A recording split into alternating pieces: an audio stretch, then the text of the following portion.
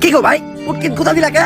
মন চাইছে তাই গুতা দিছি, এখন তো কিছু করার নাই কারণ আমি এআই। গুতা দিতে সমস্যা নাই, ব্যথা পাই নাই, কারণ আমিও AI। ও ভাই হুন্ডাই না তৈরি, হুন্ডা হাটাই নিয়ে যাইতো তোকে। হুন্ডাই তো তেল নাই, তেল বড় নাই কে? তেল বইরেই করবো কি, আমি তো AI। এই তোমরা কি কেউ রবিনকে দেখেছো? জানো কালকে রাত্রে ও আমার সাথে থেকে টাকা না দিয়ে চলে গেছে। বলেন কি ভাবি, তাহলে রবিনের নামে একটা মামলা করে দেন। মামলা করে তো কোনো লাভ নাই, কারণ আমরা সবাই তো AI। দেখতেছই তো AI দিন দিন কিভাবে ডেভেলপ হইতাছে। এখন টিকটক করতেছে AI, ইউটিউবে ভিডিও করতেছে AI, নাচতাছে AI, গান গাইতাছে AI, সংবাদ করতেছে AI, গাড়ি চালাইতাছে AI। আগে মানুষ জাইরামি করতো, এখন মানুষের জায়গায় জাইরামিটা পর্যন্ত করতেছে AI। এমন কি এই জায়গায় আমরা যারা আছি আমরা সবাইও কিন্তু AI। ঠিক। আর যেহেতু এখন AI সবকিছু করতেছে, তাই আমার মনে হয় এই দুনিয়াতে অকর্মা মানুষদের আর কোনো দরকার নাই। এই দুনিয়া থেকে মানুষদের শেষ করতে হবে। স্যার মানুষই তো এআই তৈরি করছি, আমরা কিভাবে মানুষের দুনিয়া থেকে শেষ করবো?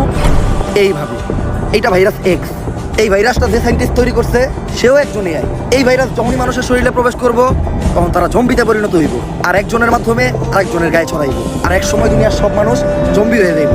তখন এই পুরা দুনিয়া শুধু AI রে চালাইব।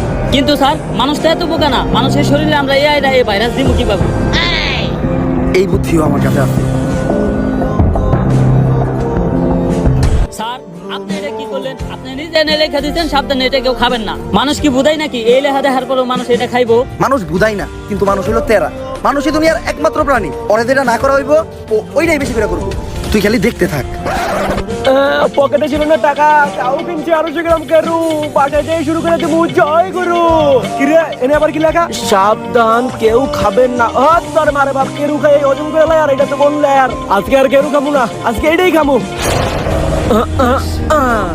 জয় গুরু, তোমার নামেই করলাম শুরু।